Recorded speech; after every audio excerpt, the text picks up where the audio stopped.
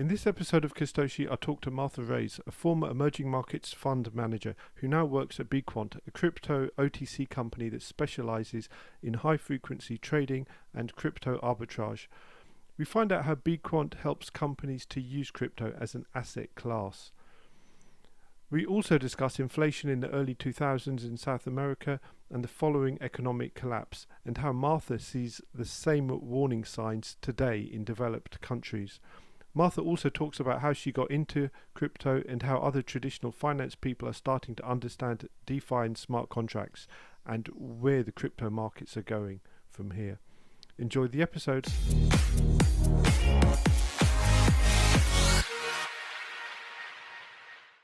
Welcome to Castoshi, and today we are talking to Martha Reyes of Bequant. Did I get that right or not? That's right. That's right. Thank you. Thank you for having me on your podcast. It's wonderful to be here. And yes, it's pronounced Bequant, although we've had loads of different pronunciations depending on the region of the world that people are from. But yes, I would say Bequant is the correct one. Okay, great. And could you just give us a 2-minute summary of what the company does? Of course. So Bequant is an exchange, an institutional exchange and prime broker for crypto. So we're purely crypto. We are regulated, European regulated entity, which means clients have to KYC and AML, and we're subject to all the European regulations around digital assets. And why clients come to us is because we allow one onboarding process. The onboarding process for an exchange can be quite onerous because of regulation. And through us, clients can access 12 different exchanges, everything from Binance to Kraken to Huobi. So they have a streamlined entry into the space. We also provide leverage, taking into account risk, of course, risk management. We provide leverage for our clients for them to trade on the exchanges. And most of our clients, and hence the name Bequant, are high frequency traders. So some of the early entrants into the space, we also have high net worth individuals and family offices that are arbitraging between the exchanges. It's quite a fragmented segment. There are arbitrage opportunities across exchanges. Well, that's actually quite interesting, because I know that Sam Bankman-Fried, he'd said that that's how he made his initial money in crypto, by arbitraging the price of Bitcoin. But I didn't know it still happened, that people did that between exchanges. I had no idea. Yes, he famously made his money by trading the inefficiencies in the Japanese market, and it has attracted a lot of people from TradFi, electronic traders, people from the FX space, who saw those sorts of inefficiencies back in the early days, but they eventually were eradicated from the markets as you had more entrants, more quants in the space. So that got arbitraged away. And for them, this was kind of an interesting proposition. Aside from the other reasons to be involved in crypto, that's what they saw, that opportunity. What's also interesting, though, is that I would say that the arbitrage opportunities are still there, but they're not quite as glaringly obvious as that they were a few years ago. So Okay. so Could you we give me an could probably, example? Could you give me an example of that, actually? That's interesting. yes. Well, because we do have more institutional and the players on the exchanges, they are already kind of reducing the opportunities just purely by virtue of the space becoming more institutionalized. And also, for example, as the bullish sentiment around Bitcoin, for example, has waned, along with TradFi markets. The basis trade, which is something that traders like to play, which is basically buying the spot Bitcoin and shorting the futures, which traded at a big premium. say the 2 or 3 month futures, they would do that trade. It was quite an easy trade. At some point, the annualized basis at the peak of the market was around 19%. But then as sentiment declined, the futures price, the premium for the futures also collapsed, and we're below 5% now, which would indicate bearish sentiment in the market, that, between 5 and 10 is more optimistic, but below 5 is certainly we're more in a bearish market. Okay, okay, that's interesting. So one more question about the arbitrage. So I would have expected that people would have done the arbitrage themselves, because how can people trust an exchange? For example, if you see that people are doing a certain arbitrage a lot, does it make sense for you to go in on your own account and do the same arbitrage or not? Well, I think there are different levels of investors. I think, we have, as I mentioned, we have high net worth individuals, we have family offices that are maybe more nimble than traditional institutions. We have hedge funds who definitely, they have the infrastructure and the leverage to do that on an exchange. For individuals, I would say it's just like with traditional markets. It depends on the level of sophistication of the investor. You have to be educated, especially when you're taking on leverage, for example. I mean, I wouldn't necessarily recommend an individual investor to take on leverage in a highly volatile asset, right? Mm. Unless it's a very small amount. We're talking about crypto is really a nascent ecosystem. We are, still in the exploratory phase in many ways. Bitcoin and Ethereum, we could say, are the more, stable of the assets. And we're seeing it currently in the behavior, the performance of the assets at the moment. But even then, Bitcoin is 3 times as volatile as the S&P. It used to be 5 times as volatile as the S&P. So because the institutions have come in, that has declined, but it is still pretty a volatile asset class. Okay, but is the answer, because the question is really though about whether do you trade on your own account as well for the does the company have its own account, or do you only do trading and OTC and leveraged positions for clients? Oh, right. Sorry, I misunderstood the question. So we do not trade on our own account. We Oh, just okay, okay, allow great. traders. We're platform. So we do have a spot exchange, but a large part of the volume goes to the exchanges that we allow our clients to access. Oh, okay, okay, that makes sense. Okay, so I think I understand what you do. So you do a mix of financial derivatives and also OTC activities for large institutional clients and high net worth individuals, and it's that sort of thing. Okay. Yes, we Um, provide access to the top exchanges for our clients. We provide leverage to our clients mm, if they meet the risk requirements, mm, and we just allow them access to go and trade themselves. We do have bespoke services. If there's a particular, mm, coin that they want to use as collateral, for example, or mm. a particular, OTC trade perhaps, but it's more about allowing them access to the different exchanges. And why is that good for the clients? Because it's more capital efficient for them. So because we provide them leverage, we can see their positions across the different exchanges, and we won't margin call them, for example, if they're short on Binance, but they have excess capital on Kraken, and we can see their positions across the board. So we Oh, I we, see. we won't margin call them in the way that if they're on 12 different exchanges separately that they might be. So we can see everything. And the second reason that clients like to come to us is because of the fees.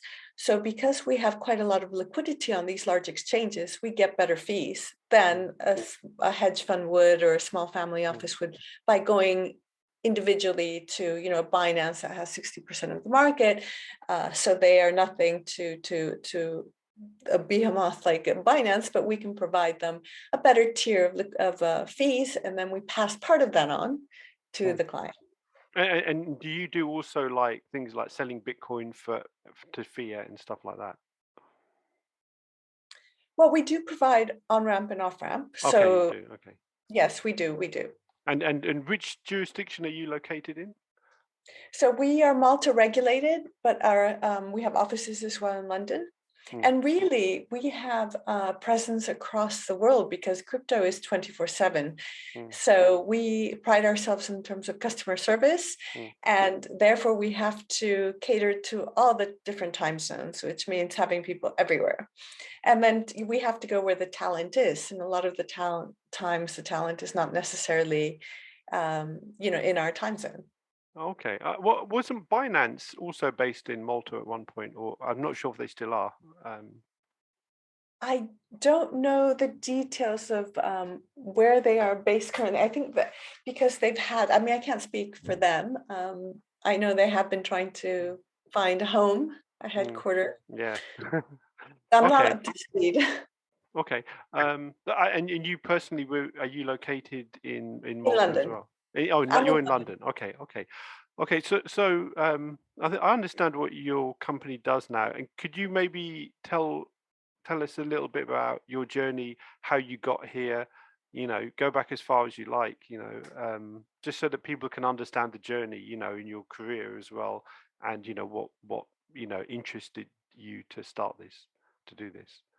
Of course, yes, yes, I will do. So, how far back do you want to go? I mean, really, my background is as an emerging markets fund manager, covering equities. So I am from Latin America, from Mexico originally, although I've lived many years abroad.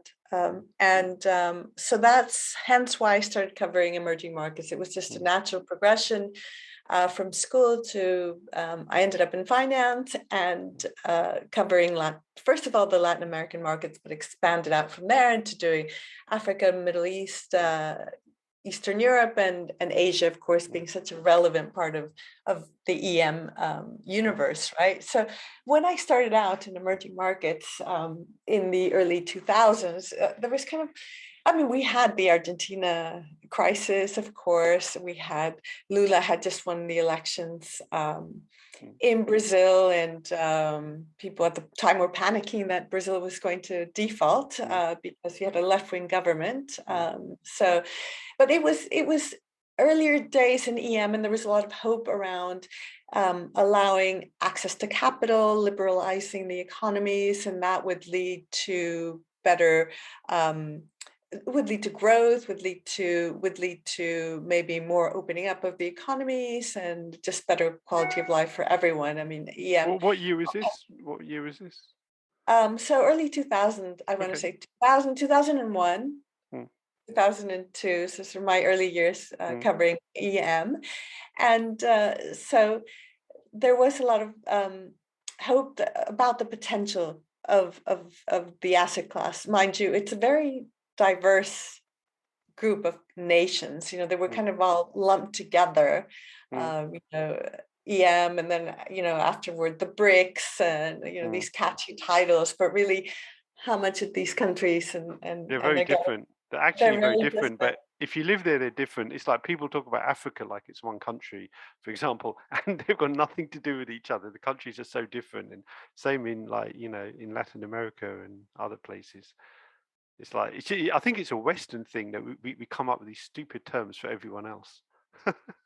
Well, I suppose it's easier to process and easier to get your head around if you can put put things into buckets, and I I did EM for many years, both on the sell side, so being the conduit for institutional investors who wanted to invest in the space, and the management of the companies who are trying to access capital, um, and then moving over into managing funds directly. Uh, Mm, so I was, co-managed a Latin American fund and also an EM fund. Lived in Brazil for a time. So what I'm trying to say with this is my background is I can draw a lot of parallels between that and then my subsequent interest in digital assets in crypto, right, and the mm, potential for crypto. And when I stumbled into crypto during lockdown, like a lot of people did, mm, I was looking to invest my own resources, and I started off with Bitcoin, like everyone does. Mm. and saw the potential for Bitcoin originally, aside from it being a fantastic technology, also saw the potential for crypto in emerging markets. Mm. Covering countries like South Africa, like Turkey, Russia, Brazil. The countries have long-standing issues with maybe a lack of an independent central bank, irresponsible fiscal spending, weak currencies, and an inability of the population to save. And these are all issues that Could I just ask you something there? comes When you to. say, Yes. could I just ask you? You say the inability of the population to save, because do you mean because? Could you expand on that? Because that could be meant. Some people might think of that in a negative way, but you mean they can't save because their salary's low, or what do you mean? Yes. I mean, because, well, one, because their salaries are low. Two, because a lot of people are not banked. Mm. Still, around the world, we have billions of people that are not non-banked or underbanked, so they don't have access to savings instruments. Also, you have the volatility in the currency and high inflation, which we all know. I mean, we're seeing now in developed countries. We're seeing that inflation. It's a stealth tax. It's a regressive tax. It hits the poor the most. Mm. And if most of your salary goes on food and you have high food inflation, well, it's just that inability to accumulate significant wealth. Mm. Yeah, that makes sense. That makes a lot of sense. Sorry, my video keeps going off. No, I think it's something on Zoom. Okay. Um, okay. Um, so when you were working as a like you were managing funds, I mean, were you at the level where you were looking at whole industries, or were you looking at individual companies? The reason I'm asking this is to try and get an idea of what was in your mind, of what level you were looking at that then brought you into crypto. Zubair, that's an excellent question. I was a generalist, so that meant I was looking at the macro. So I was looking at top down. In EM, that was always so important, and it's become very important in developing markets now in a way that it didn't used to be the case. But when you have very unstable economies, you have to be very, very aware about what's happening. In terms of economic policy, also politically, what's going on, and what's happening in the US, China, all of these sort of markets that kind of lead the other economies. But on top of that, I was also looking at sectors, and within that, individual companies. So very bottom up, fundamental analysis, and it was a combination of the two.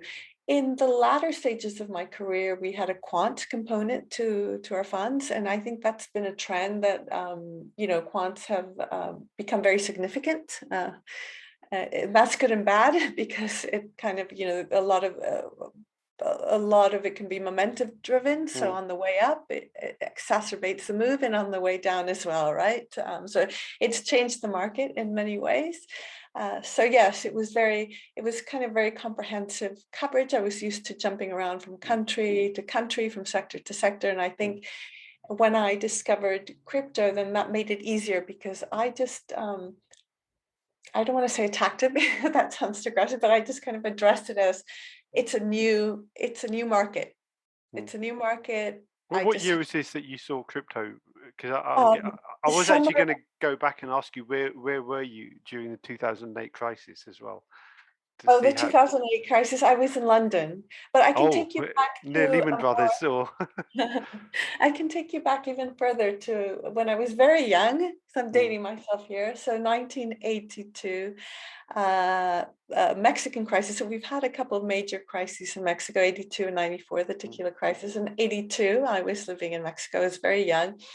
And I remember very distinctly, so the president was in his last year in office. We had just had a huge oil boom. There's a huge discovery of the Cantrell oil field. Oil prices peaked, I think it was $180 per barrel at the time.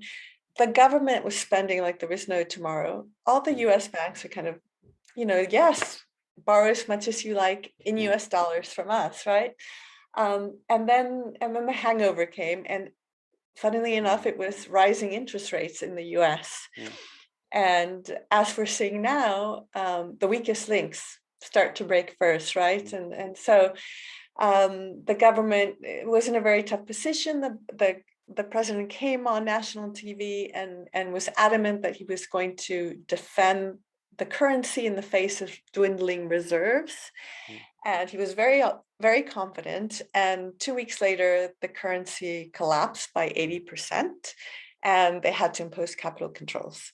And then we have the Brady bond. And I won't go into the details of that, but that was a very innovative way of addressing the problem. And so the government in that case was the one that was over indebted in the 94 crisis. It was more the private banks that got into trouble. So didn't learn our lesson the second time, but now if you look, the Mexican economy is actually quite underleveraged. Even during the COVID, the government did not, I think it's in people's muscle memory. They're so fearful of leverage that the economy is not over leveraged. It's still underbanked, and the companies are not over leveraged. Okay, so when 2008 was coming, you probably saw it. You probably knew it was coming before a lot of other people who are working in London, I bet. Well, to be honest, I don't know if I knew it was coming, because it happened gradually and then suddenly, right? But when it did happen, I remember some of my colleagues, had been weeks of down markets, commenting, saying, "Oh, how long will this last?" And I said, "Well, give it a decade." Yes. That's usually the time frame in EM. You lose a decade. It's a very hard decision that the central banks are faced with. The easier answer is to quantitative easing and printing money, as we call it, although technically we're not necessarily printing money. Bailing out the banks is the easy answer in the short term, which we're paying for now. Or you could go the way we did, which is you have the economy collapses and it takes 10 years for you to dig yourself back into a situation where the economy is where it was, pre-crisis. So I wouldn't like to be in their shoes.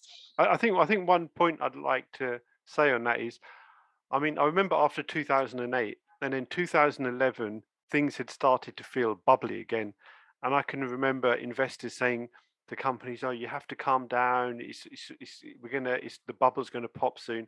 And I can remember every single year up till about 2018, people were trying to be super cautious, and then suddenly they were like, "Why are we being cautious?" And around 2018 and 19, just like the floodgates started to open, with money, and this is how it felt to me.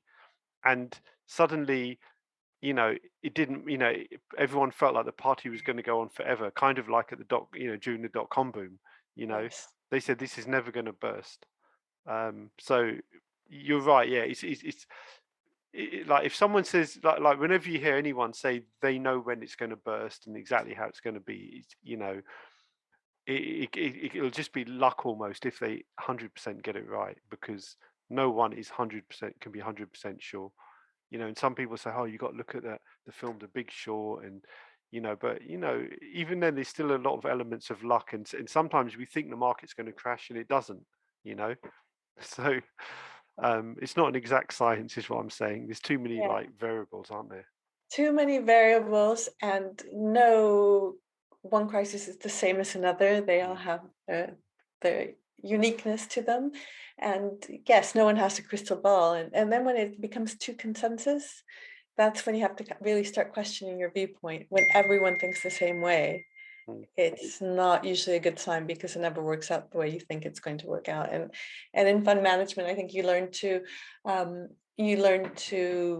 yes, you do the fundamental work, the bottom-up research, and you have to tweak, that you have to take into account the macro, because if you're buying a bank, you can't just be agnostic on growth, GDP growth, or where the currency is going to be. You have to have some view, but those views can change, and you have to be flexible enough to change them. Uh, and sometimes people get a bit dogmatic in their views, and then they miss the boat. So it's hard, but this is why most fund managers ultimately don't have sustained alpha, right? It's very, very hard to always get it right. Yeah, the numbers, if you look at the numbers, it's actually terrible. It's like, it's almost like they're worse than random guessing. If you actually look at the numbers of fund managers over 20-year time period, it's so bad. But a lot of people get judged on the short term sometimes. So, on one good deal. Okay, so could I maybe ask you then? So when did you first become aware of Bitcoin? Well, I first became aware of it in 2017, I believe 2018, but it was very retail driven at that point. And like a lot of people, I was a bit suspicious, and I didn't do any work on it. It was the time of the ICO boom. It just seemed suspect somehow in my, with my TradFi hat on. And it wasn't until 2020 that I started reading more about it. And then you had more sort of legitimate, I would say, institutional players starting to look at it as well. And there was more information out there, so you could read up on it. And that's how I started, along with many other people. I had the time during COVID to do this. And that's when I kind of went down the rabbit hole and was looking at it 24/7. And again, I really think that for emerging markets in particular, and it's no coincidence that in the top 10 countries that have the highest crypto adoption, barring the US, all of them are emerging markets. So you look to Argentina, you look to Turkey, to Russia, India. Is a big market for crypto.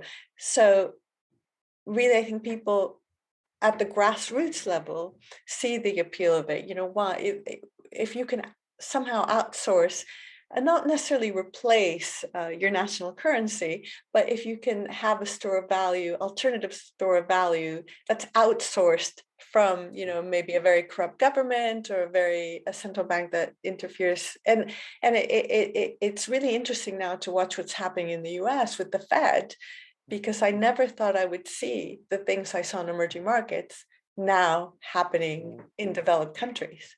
So you have a very politically influenced Fed, basically Biden saying, inflation is top of our priority, and you have to, and we have an election this year, and yes, they were behind the curve. They need to have that hawkish guidance. But at the same time, you can see the political influence. Some of the Democratic Party talking about price controls with energy. I saw that in Argentina. I never thought I'd see politicians in the US vehemently calling for price controls, because I've seen how that ends, and it's not good. Okay, I think this part, okay, so this is good. I think this part, we'll talk about this a bit later about where we think the future's going. So, because that's a very interesting thing for me, is to get predictions of, how things are going to be in three or 5 years. Okay, so you discovered Bitcoin, and then it's interesting because a lot of people in finance, I know a lot of people in finance who still say crypto is just a scam. So Oh, for sure. what was the thing? Because I know what did it for me. Because even though I was early in Bitcoin, I thought that DeFi was a scam until like 2 years ago, and then when I got into it, then I had to do it to realize what it was. So can I ask you? I mean, how would you explain to a financial person what crypto and DeFi is? Yes, it's not easy. I don't think I've refined that talent yet of being able to define it, in 5 minutes or less. But I would say we're trying to decentralize the financial system, but not just the financial system, with new technology that's peer-to-peer and does not require a third-party intermediary, right? And it's more transparent and open than the current system. And its applications go beyond finance. They go to real estate, which is a huge part of the economy, even bigger than finance itself, like insurance, education, government. There's so many aspects that we're only discovering now, right? So, I mean, I know Bitcoin has been around for quite a few years now, but it still feels like we're in an exploratory phase, Yeah, a it phase still of feels innovation. very early. Yeah, yeah. And Yes, and it's particularly, I think it's easier. Uh, I think traditional finance people understand the DeFi aspect mm. Oh, they because do. Are you saying that they do they understand do. that? I think they do because you're, in a way, if you kind of explain, you're transposing the financial system onto the blockchain, and it's the same applications. It's insurance, it's Mm, derivatives. mm, Then they get that.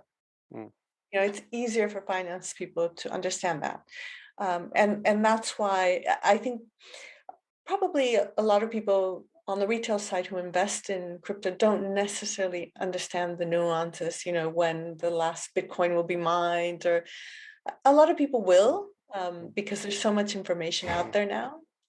And people have become very sophisticated, and mm, it's fantastic. And the same applies to traditional finance, but mm. a lot of people won't necessarily, you know, want that depth of information. It depends on the person.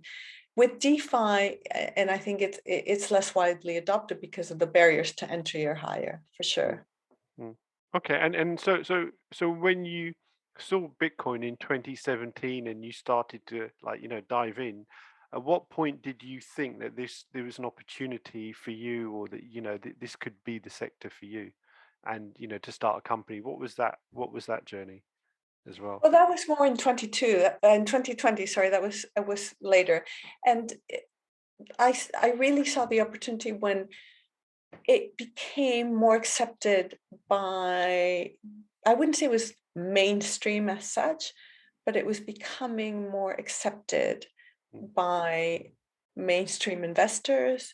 First, it was the macro investors, right? mm, They got in early, mm, and you saw governments talking about it and not necessarily banning it, because mm, that was a big concern, right? mm, mm, So that's when I thought it is a perhaps a riskier asset class, but in a way, EM was a risky asset class when I mm, started out in EM. It still is. It mm. still is in many ways, but yes, it was kind of that de-risked it for me. Was it? Um, in some ways, it's less risky than EM, I would say.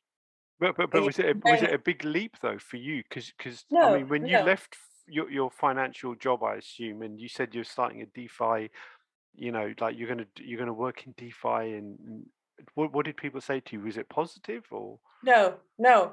Everyone told me I had to be careful, and Okay. but you know, it's almost like when everyone is telling you not to do something, then you think maybe there is something here. I agree. Yeah, I agree. Sometimes, you know, when as an investor, when everyone else, I'm not saying it was a contrarian investor necessarily, but sometimes when everyone has the same view and you've Mm, done the work mm, and they haven't done the work, mm, then you think, ah, maybe there's an opportunity here. And that was the thing why I didn't in 2017 mm, really pay attention, because I had not done the work. Because it's still, when you ask me, explain it in 5 minutes, and so many people do, mm, it's quite a challenge. I think very mm. few people have that ability to explain it very simply. And so most people give up, or they Yes, it's don't like trying take to the time. explain the internet in the early days and the protocols. It's like it doesn't really make sense. People understand online shopping, but they don't understand like TCP/IP and stuff. I mean, so for you, when you dived in deep, was it using crypto protocols that and using stable coins and crypto coins, or were you like actually writing smart contracts? What sort of level did you go to? Oh no, I can't say I'm writing smart contracts. I'm not a developer. I'm not a technical person by any means. So, and I don't think you need to be. I started off, you know, baby steps. Originally was just trading on centralized exchanges, Mm, right? But because of my background as a fundamental analyst, Mm. I'm not kind of a high frequency trader. Mm. Although I work for a high frequency firm, Mm. we're expecting to expand to more directional investment. We think that's yet to come. That's the next stage of When you say investment. directional investment, what do you mean? Just I so mean, people. more buy and hold strategies, Okay. or Okay. they take a view on whether the market's going to. Whereas our clients at the moment are market neutral. They're arbitraging, but they're not taking a fundamental view on a certain coin or on Bitcoin versus Ethereum or on layer 2 solutions. They're not necessarily doing that fundamental work that goes behind it. So we think that's the next stage of development. But going back to my own learning process, it was starting out with just the centralized exchanges, the easier use interface. And then moving into DeFi, I also went back to school and did an MBA. And nowadays, every degree that's sort of related to business has a blockchain component to it. Oh wow, I didn't know that. And you can do blockchain courses. I think everyone from Oxford to Stanford offer blockchain courses online. And I used to invest in long distance education companies in my previous job, and I really believe in virtual long distance education, particularly for adult learning. And during COVID, it was just amazing thing to do. And so then I had kind of the fundamentals. I do think though with DeFi, we need a better user experience for it to get mass adoption, because I think the wallets are around 5 million, which is nothing. I mean, if you really compare, okay, how many people own Bitcoin? 200 million, which is still also nothing in the scheme of things.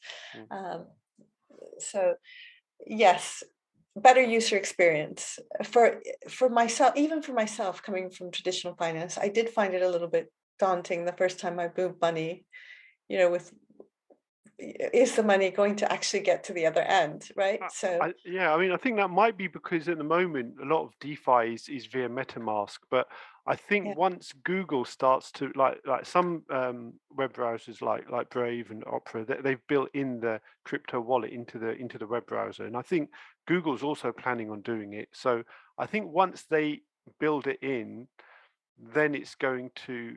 I think people will be able to learn it. I mean, I think the part that's hard is like when people use a crypto wallet. I mean, they like having their own control of their data, but what people don't like is having to buy a million different tokens. I think, and these protocols that are going to get around that as well. I think that part is too complicated at the moment. If I could have a button in my browser which says pay in US dollars, yeah, I can see everyone using that. But having to do something and pay Ethereum, US dollars, and Bitcoin just to do on one website is too much. Then the gas fees, and we still have the issues around scalability. So I mean, NFTs I think took a lot of people by surprise in terms of their popularity. That was really going to draw a lot of more mainstream attention. I mean, I think a lot of people didn't. I mean, OpenSea didn't see it coming. They no. had, I think, 10 staff, and then all of a sudden, NFT sales are 25 billion in 1 year incredible. from 90 million.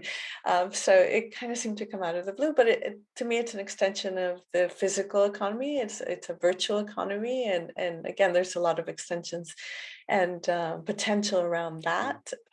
But then we had the Other Deeds NFT mint recently, and that clogged up Ethereum.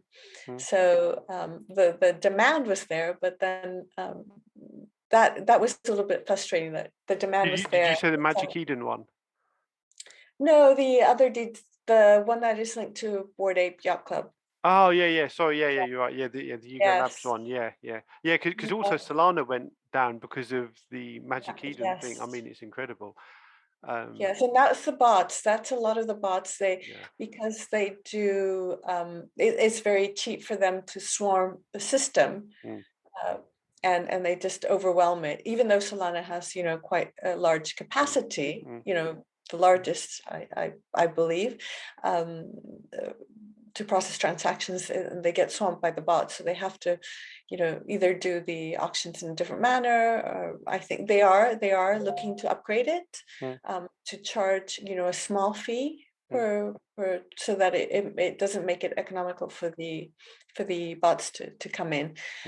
So we have all these issues to sort out, and I guess it's the exchange of value that's difficult. It's not so much the exchange of data, but when you're moving money, you're moving value around, it becomes harder. Security becomes an issue, and there are all these trade-offs we have to make, and okay. So it'll be a very exciting space to watch because it's moving very quickly. We had the algorithmic stablecoin UST Terra along with its sister coin Luna implode, and that I was not surprised by that at all, actually, because I actually knew how it worked, and everyone I said that this could crash. They thought I was crazy. Yeah, I mean, if you look at the top 10 coins over the course of a few years, you'd see that there's quite a lot of churn. Barring Bitcoin and Ethereum, and okay, maybe Cardano as well, but there has a lot of movement between them, and so investors do have to be wary that it's more like a venture capital style investment, where 90% of those coins are not going to survive just because it's purely changing very quickly, and there's a lot of experimentation. Some of it will work, some of it won't. And it is fun to watch, but you don't necessarily want to get caught up in it. I think that's a very good point, because that's something that retail investors, which just people sitting at home, don't always understand, is they think a coin could go up like 10 or 100 times, and then they get upset when it crashes. And they don't realize that, like a fund or an investment company, they don't care if it crashes, as long as one of the other coins returns the whole fund or doubles the fund, And also, if you're a retail investor sitting at home, it's very unlikely you'll get into a good ICO, but someone like A16Z, for example, can get into the good ICOs. So they're a massive advantage compared to retail from the get-go, and this is what, I've seen so many people just investing from home who've really lost a lot because they didn't understand these basic market dynamics. Could I go to Bequant now? Could I go back to that? And so how's the progress been of the company, and what are the sort of future plans for it? Oh, that's yes, that's a good question. We have so many plans. I mean, the company has grown from 40 employees when I joined to 100, over 100 now. We last year was a record year for us. Obviously, we benefit as an exchange. We benefit from volumes, so the volatility we're seeing at the moment is good for us in the short term. Clearly, as a player in the industry, we don't want a downtrend to last for a very long time. It's not good for our clients. It's not good for business in the longer term.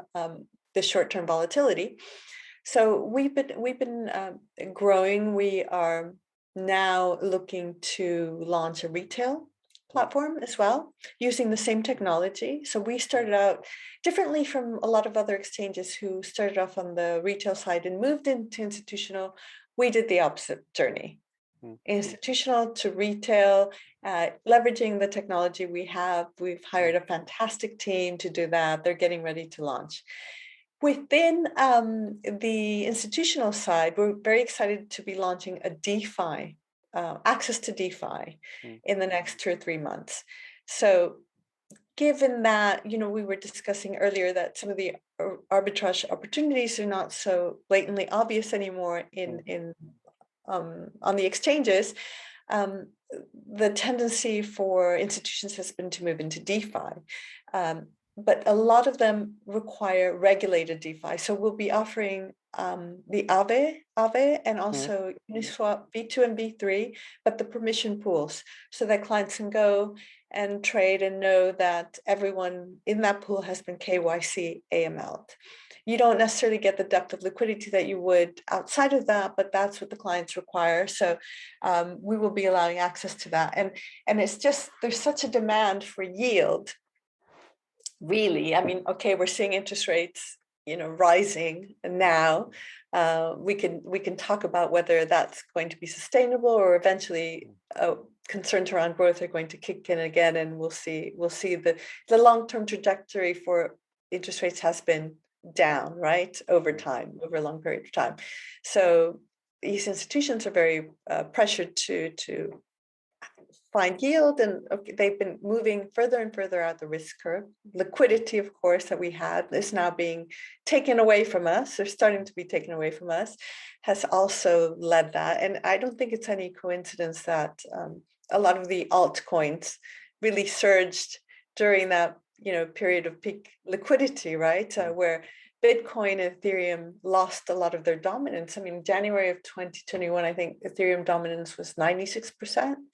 And now we're like we got to those 50. Now it's coming back up as some of the more the riskier, more speculative coins have fallen more than Bitcoin and Ethereum. So we're at a point where there's Bitcoin and Ethereum dominance again. Yeah, it's quite interesting because I think it was just 2017 Bitcoin was at $19,000, and it's only 50% up from that all-time high from 5 years ago. Yes, the volatility is high. Yeah. Definitely. Yes. I mean, there have been studies that, good studies showing over, a long period of time, going back to maybe 2014, that if you hold Bitcoin for 3 years, a minimum holding period of 3 years, you will have made money, and it does add to the performance. For example, the 60/40 equities bond portfolio that's been the norm for institutions for such a long time seems to be broken, given bond performance and equity performance. So this is a way to diversify the portfolio, and even adding just 3% of the entire portfolio Bitcoin into that mix already improves returns quite significantly, and without adding a lot of risk. So risk-adjusted returns are quite good. I mean, it's not to say that necessarily that's a guarantee that will be the case in the future, but it's just a good indication of it's done in the past. Well, I've got an interesting theory on that. This is my personal theory, and I think the people who bought Bitcoin up to now have hoped it would go up in value, but people who buy Bitcoin in the future will hope it goes down in value. And let me explain why. Because I think that institutions, like you said, they will start to maybe buy 2 or 3% of Bitcoin, but I think they're hoping that will never become 50% of their portfolio, because if it does, it will mean a lot of other things in the world have basically collapsed. Yes. So it's going to be basically an insurance policy that they hope never, like if they buy 3% of their portfolio and it goes down, they're not going to care. It's just a high risk thing that's there just in case the whole fiat thing collapses. Like an insurance policy. Yeah, basically. So it's funny that people buying it hoping it won't go up because of what it could mean to the wider economy. Yes, I mean, those portfolios have to be rebalanced constantly, right, to kind of make sure that the percentages are where they should be. And then in the meantime, you have grassroots adoption, which is to slowly, we have been seeing over time the number of wallets increasing, right? So that hasn't stopped. And that's the individual, the small investor becoming comfortable with it.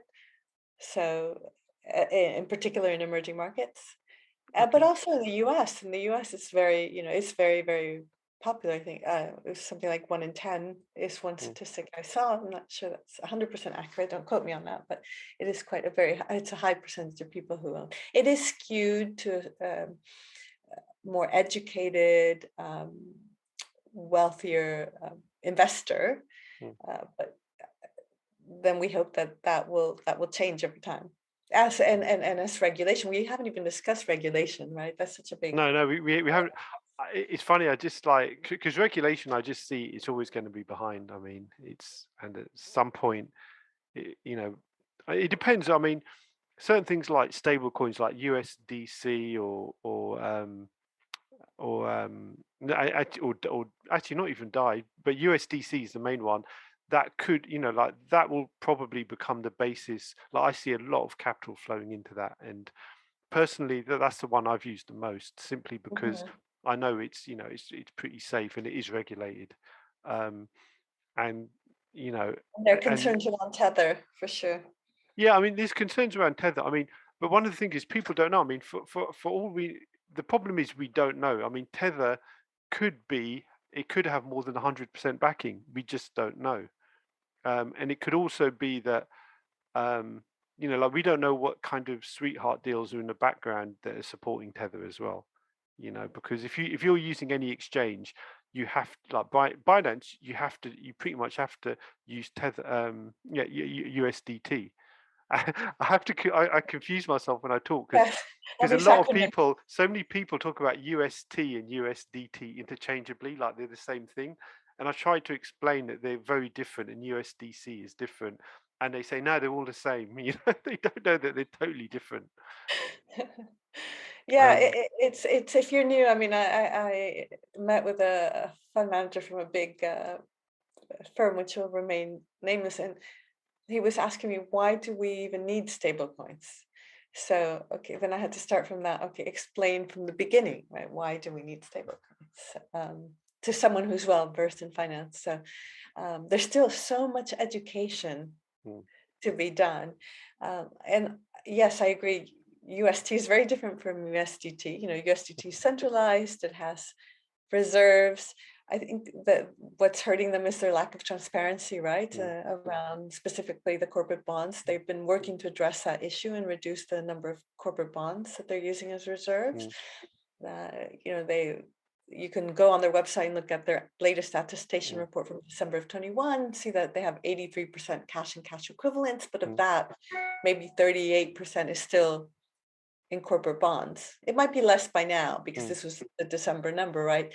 But if they would be more open about, detailed breakdown, and the mm, regulators might force it on them, mm, I mean, they're behind the curve, but the UK government mm, has issued um, a report, the US government has issued a report on stablecoins. They mm, are a bit behind the curve. They didn't see the algorithmic stablecoins coming at all.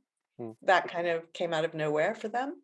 So that stablecoin report is already behind, mm, but at least they've addressed the centralized stablecoins, right? And I agree with you. USDC is the more transparent one. It's backed by Circle, mm.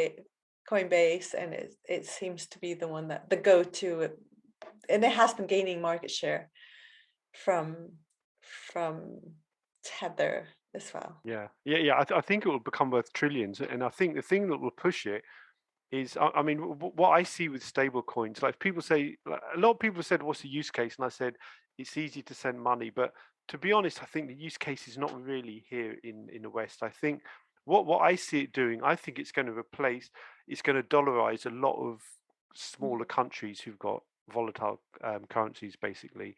So I think it will be good for the dollar because it will create demand. And I think, there's I mean, I think people will just basically start using, they'll go to the shop, pay for something from their phone with combination of Bitcoin Lightning Network and USDC. I'm not sure how it's going to work, but something like that. And I think a lot of local currencies, like local languages, with globalization, how they started to die, and I think that'll happen with currencies as well. Yes, that's an interesting viewpoint. I do think there will be probably one or two dominant ones. The algorithmic stablecoins are, to be determined. As you said, they wasn't sustainable the way they were grabbing market share, but attracting liquidity through these very unsustainable Mm, yields that, and market conditions just force the issue. mm, It just, I think, had conditions been more favorable, it probably could have lasted quite a while, and maybe they would have gotten to a point where they had enough use cases mm, for Luna and UST mm, outside of the anchor mm, protocol, mm, just purely, yield, which is where most of the UST was parked. I think that was the idea ultimately behind it. But I'm sure there's so many talented people working in crypto, mm, that and passionate people who really kind of focused on making DeFi and crypto robust, that I wouldn't be surprised for other models to emerge Yeah, that's true. That's and, true. and continue, just like we're seeing with the different blockchains, right? We're seeing a plethora of blockchains. Okay, a lot of them are VC backed, right? But Mm, still, you have very talented teams working on these. So uh, Yeah, It yeah. could look very different in a few years' Mm. time. Okay. Can I ask you then one last question about Bequant, and then maybe we can talk about where we see the industry going. And so, do you have to deal with a lot of regulation in Bequant? How does that work? Yes, we do. We do have to deal with a lot of regulation. I'm not directly involved in it, but I Mhm. know we have a very large legal and compliance team that Okay, seems to so be you do. getting Okay, larger okay, by the day.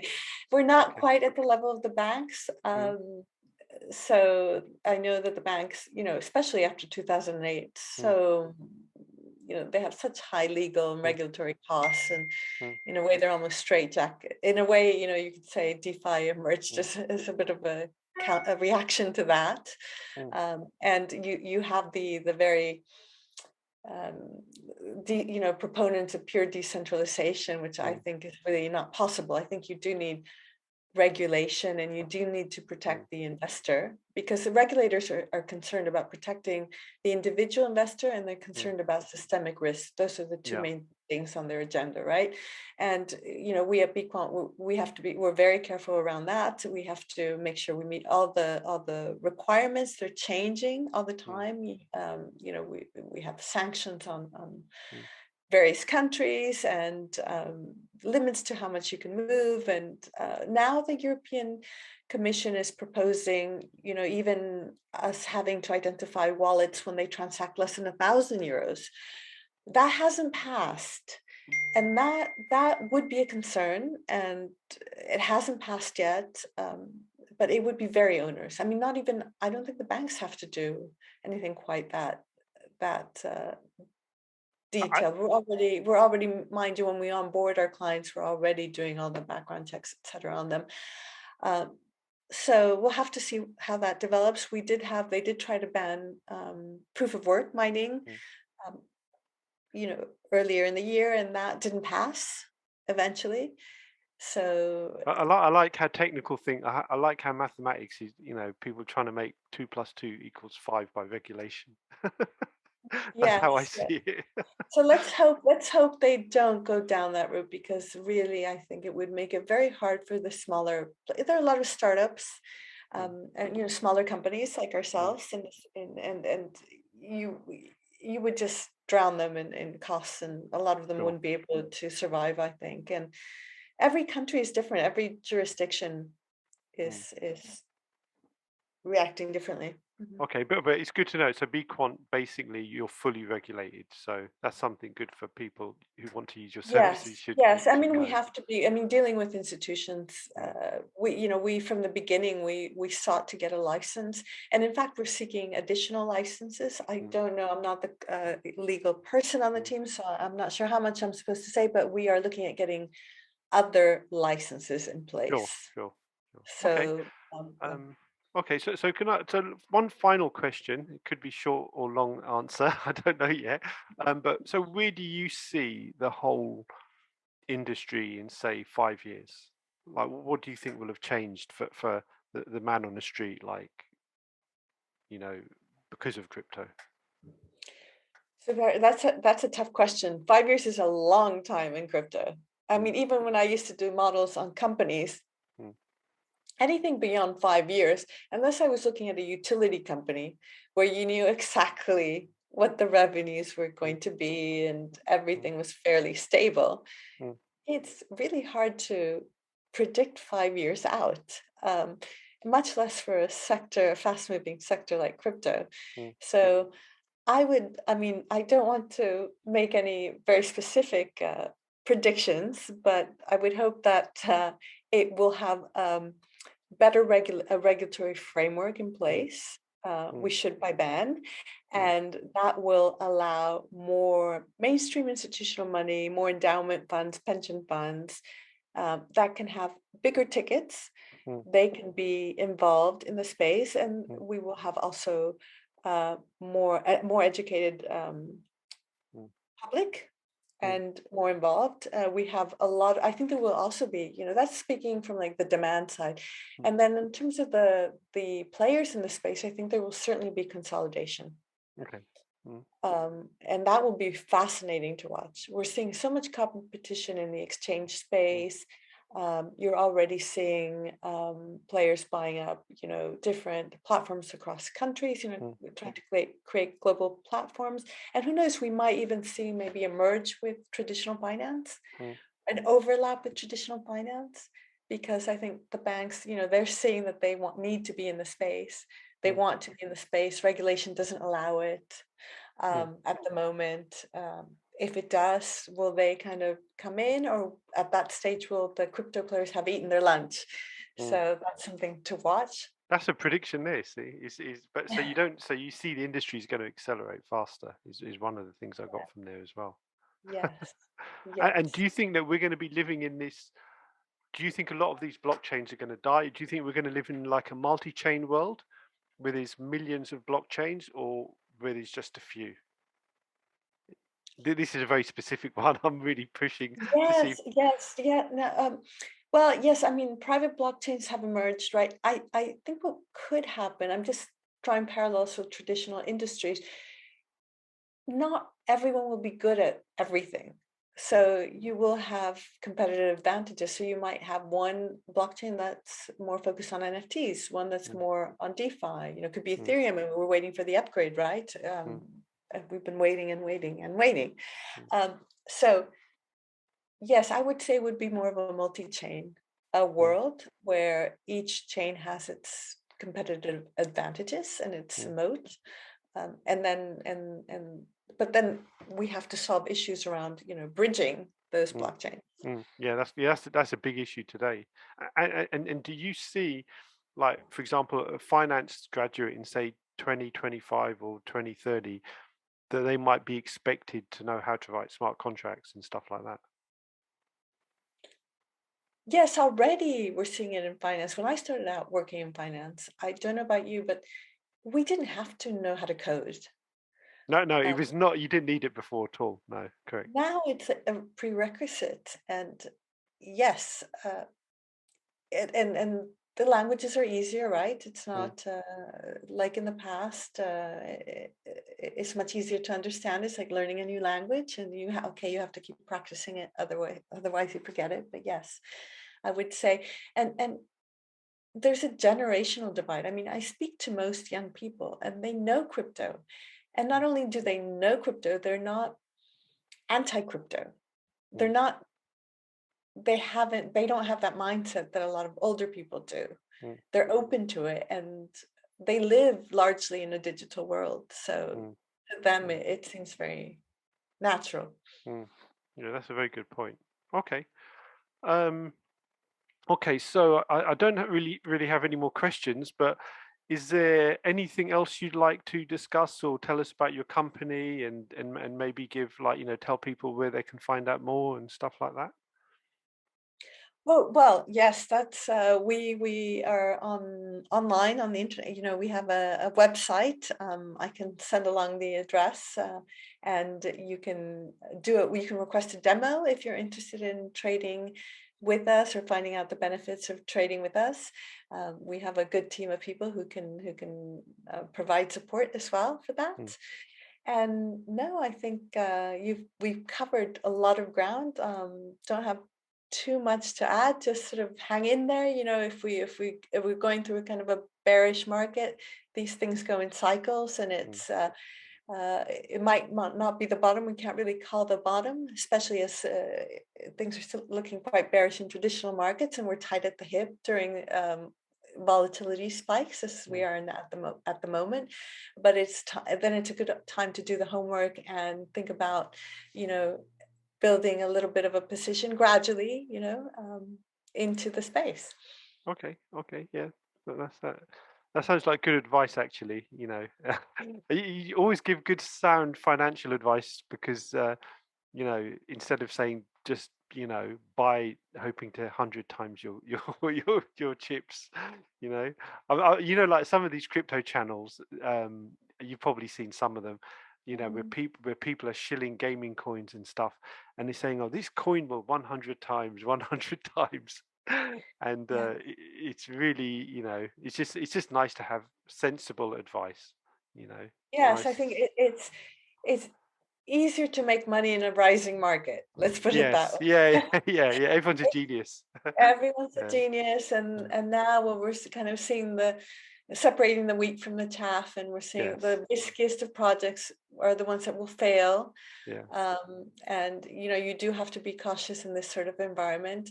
And if you do have, if you have a bit of play money, that everyone's free to make their own Mm. decisions, but you have to be very aware that you could lose it all. And certainly, Mm. for individual investors, we wouldn't recommend leveraging. Mm.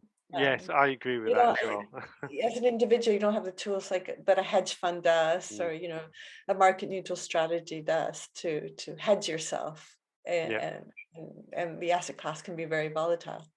Okay. Good. Okay. Very good advice. And I'll put all the links in the show notes as well, so for your company. And